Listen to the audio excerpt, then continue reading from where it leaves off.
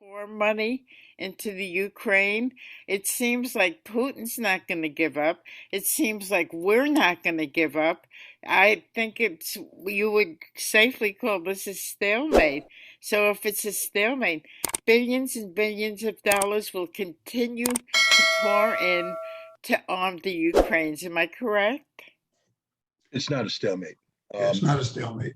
The Russia is Russians clearly winning. Russia's winning decisively. Yeah. The scary thing is I liken to what's going on right now to be July 1914. We have a conflict between Russia and Ukraine that's a very limited conflict. There's a reason why it's called a special military operation, because it's not war, not even close to being war.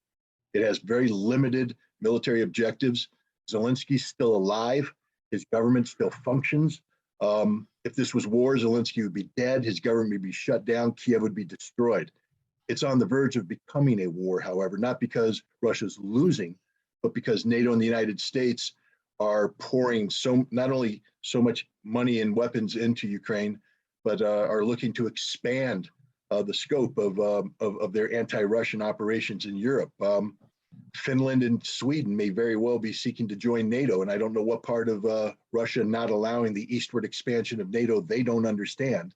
I also don't understand what part of neutrality and perpetuity Finland doesn't understand. That's, of course, the 1949 treaty they signed with the then Soviet Union, carried over to Russia after they fought for 4 years alongside Nazi Germany, surrounding the city of Leningrad, killing over 1 million Soviet citizens. They're lucky the Soviets let them survive as a nation state, and now they're disregarding a treaty obligation to remain neutral, to join NATO.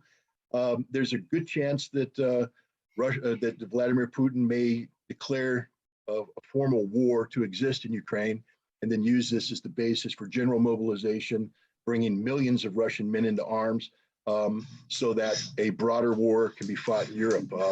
And this is all because the United States decided that for political reasons, we're going to underwrite a neo-Nazi militant group in Ukraine. This is insanity, and we are on the cusp of the potential of World War III. And if every American isn't scared to death, it's because they're ignorant. I've never been more afraid in my life. And I was in the military in the 1980s when it was the Cold War, and we lived with the threat of nuclear conflict every day. At least then I felt like we were in control of events.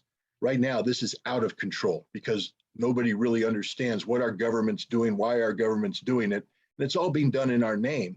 But we're going to pay the price. I'm like I said, I've never been this frightened in my entire life.